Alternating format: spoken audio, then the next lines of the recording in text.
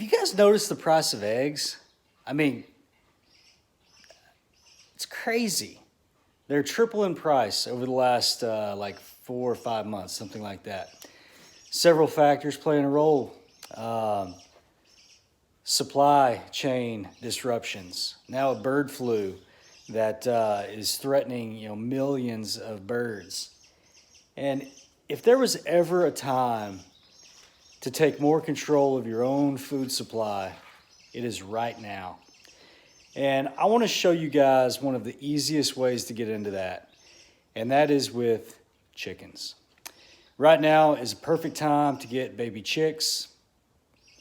And I want to show you guys the kind of the basic setup for how to take care of some baby chickens, what you need, what you want to have at home before you bring home some baby chicks, and kind of some pointers on what to do to keep these little guys alive.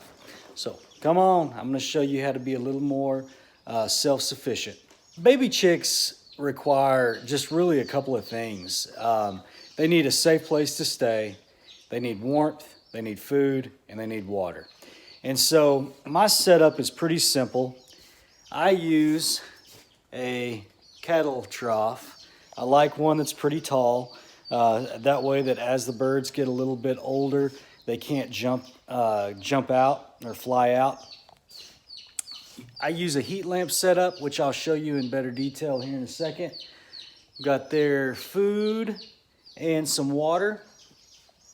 And then I make sure and have plenty of starter feed and then also some shavings.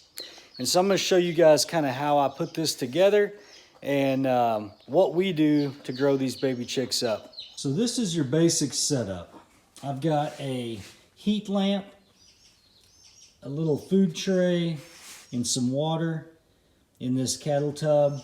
Now the way that I like to set up my heat lamp, I have a 2x4 connected with a clamp, and I have it setting so that the 4-inch side or 3.5-inch side is sticking out this way.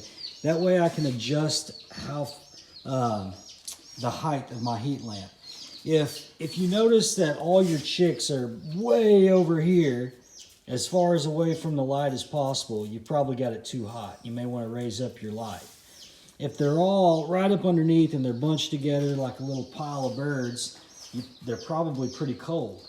And so you just kind of have to play that by ear. And you can raise your heat lamp up and down kind of based on what they're showing you. Baby chicks need about 90 degrees Fahrenheit for the first week or so of life. And then it goes down every week after that.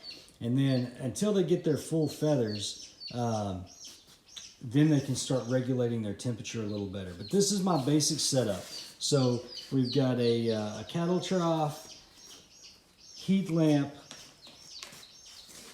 food tray, and a water dispenser. The other things I keep on hand is going to be some chick starter food and some shavings. And so these are going to be your basic supplies. And I recommend having all these things on hand before you bring home your chicks. That way you're not rushing around scrambling trying to figure out how to take care of these guys.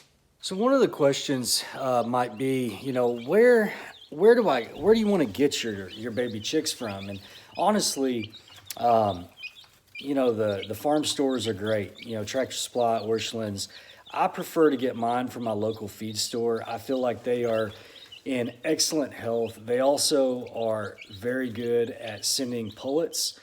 And I don't want to get stuck with a bunch of little roosters. And I have heard stories where people will go get, 12 baby chicks and half of them turn out to be little roosters. I want egg layers. And so my farm store they have like a 98% rate or something of sending pullets. And so I've never gotten a rooster from one of their, I've gotten baby chicks from them 4 or 5 times, and I've never gotten anything but a little baby pullet. They come very well taken care of. I've never gotten one from them that has died. They always are in good shape. They seem to be healthy when I get them, and when I get them home, their health continues. So I recommend finding a feed store or a farm store that you can get personalized with, where they know you, you know them, and you can trust them with giving you a good product. So here are my new babies. So the black ones are what's called Dominiques, which is a heritage breed, and the kind of multicolored birds are Brahmas. There's kind of a mixed Brahma group in here. And so I'm going to get these little guys moved in. I've got 8 new ones that we're going to be adding to the flock. And I'm going to get these little guys added into to their new home for the next couple of weeks. One thing that you want to watch out for is they found their food. I'm going to town on that. So one thing is their water. So I have their water setting over here. And these chicks are older than a day old. So I mean they're a couple of days old. But when you first bring chicks home, sometimes they will have difficulty with their water. And they can actually get stuck in their water and drown. And so you can put a couple of small rocks inside the rim of your water. That way they can get to water, but if they were to happen to get in there, they would more than likely be able to get out.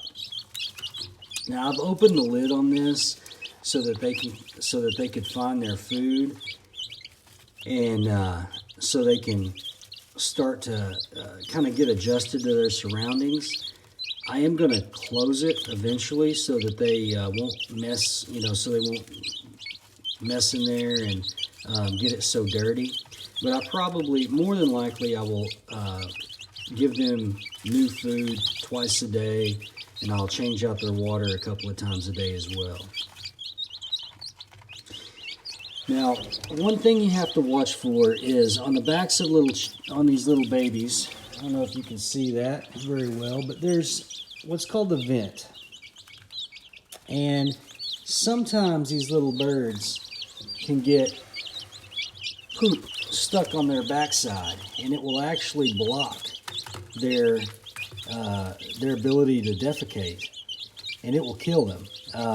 And so you got to watch for that. Every so often you want to look at your birds, and if you see a bunch of poop stuck on their backside, you want to knock it off, so that because you can literally be saving their life. But otherwise, these little birds, they're very hardy. They're going to they get big so quickly. I mean, within just a couple of weeks, these things are going to have probably doubled in size, or if not tripled in size. So we've got us a nice little start on some baby chicks. Speaking of them being so little, that kind of brings me to another point. Baby chicks don't stay baby chicks forever. They grow quickly. And one of the things that I think is so important is that you take the lives of these little guys seriously. These aren't something to get on Easter and be done with in 48 hours. These little things, they can live for years. I have chickens down at the house that are 5 years old, and you need to take their lives seriously, and to have somewhere for these chicks to go when they're old enough and they've outgrown this tub. We take great pride in being able to provide our animals with a good, safe living situation, chickens included. And we have our chicken coop is very, very reinforced. Knock on wood, we have been raising chickens for 5 years, and I have not lost a chicken to a predator yet, which is, that is amazing. I think some of that is luck. Some of that's my good dog Blue, because he runs everything off. But honestly, nothing gets in there because we have them a good place to live. And when having this initial setup is important, but having somewhere for them to transition to as they get older is the next step, and that is just as important as being able to take care of these chicks in the beginning. That's really all it takes, guys. A safe place for them to stay, food, water, and warmth. And if you'll provide your baby chicks with that recipe right there, they're going to do just fine. And in no time, you're going to have made it just one step. You're going to have taken a step in the right direction as far as producing your own food. These little guys will, when they're in full production mode, they'll be laying about an egg a day, which is amazing. That's wonderful protein, healthy fat, and they're helping to take care of some bugs and other pests along the way.